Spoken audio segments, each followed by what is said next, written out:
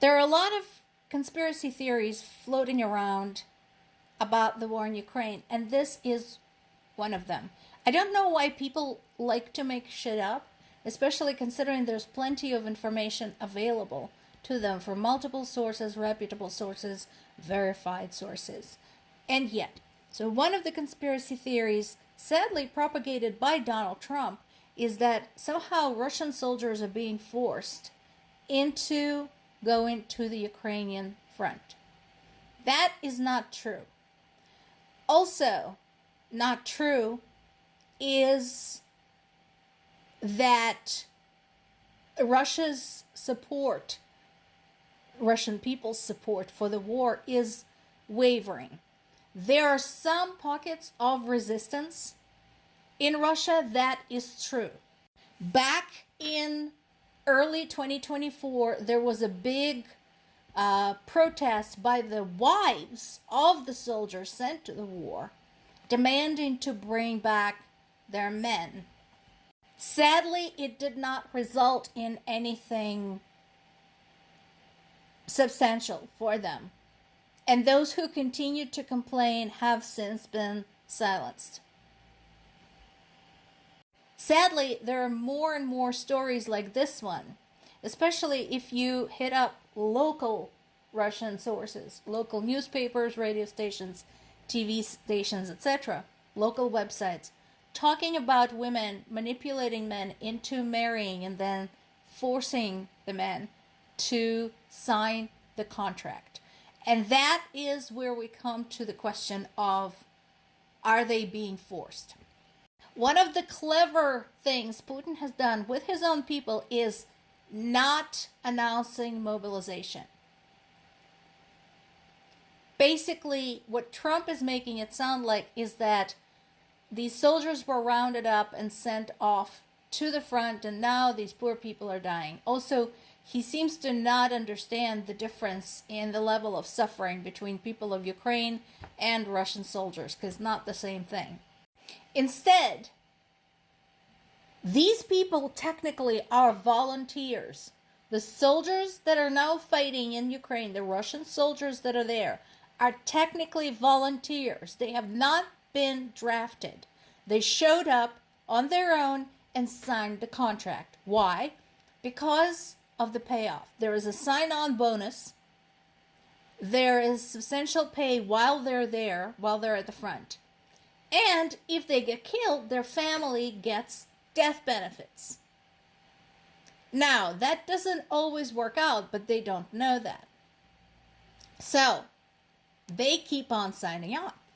In addition, let's not forget the prisoners, the convicts, who were given their freedom essentially in exchange, again, for signing the contract. And if they survive, which some of them did, they're free. So they don't go back to prison. They're now considered war heroes and they go home. And I said that 2 years ago. That is a very dangerous strategy because they were already not fabulous people. They were already murderers, rapists, thieves, drug dealers. They were sent to the front where they were allowed to rape and pillage indiscriminately.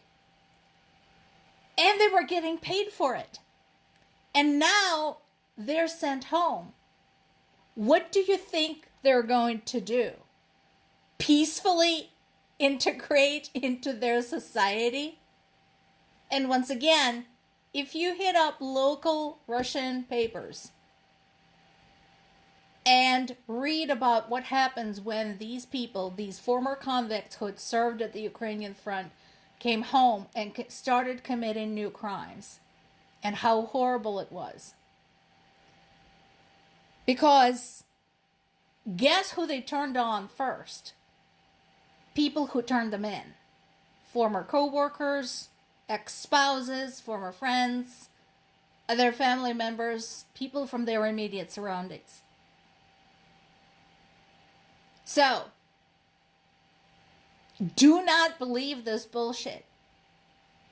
They're not being forced to fight. They don't have to sign up.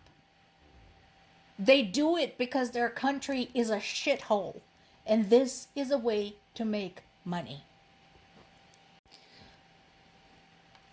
This always happens after Putin and Trump talk. We get another notice about what it is that Putin wants.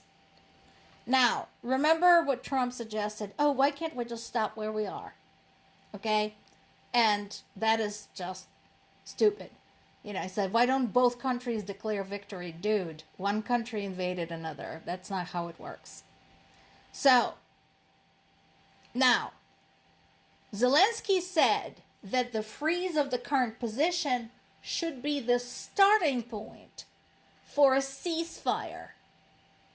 To which Putin said, no, he wants full control of the Donetsk region. Again, a reminder, Donetsk region is part of Ukrainian territory. It is a part of another country.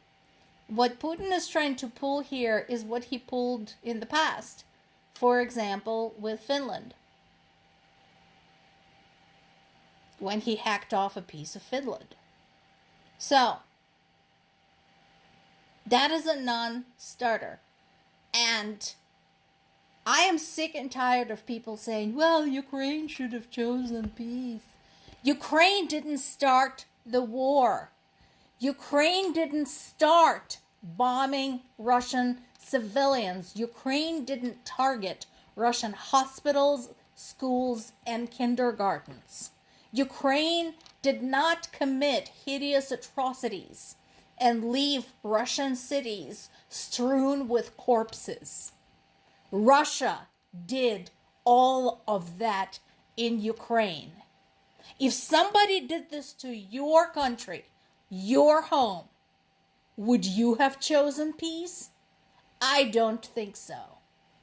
Case in point, Russia is testing yet another new weapon on Ukrainian civilians, that is the rocket-powered guided bombs. So they already had glide bombs, but glide bomb does not have its own engine. So glide bomb is given its speed by an airplane carrying it. It has its own little wings, right? So that it could glide from a high altitude down and hit the target. So this one is self-powered. So you can launch it from an airplane still over Russian territory and then let it go.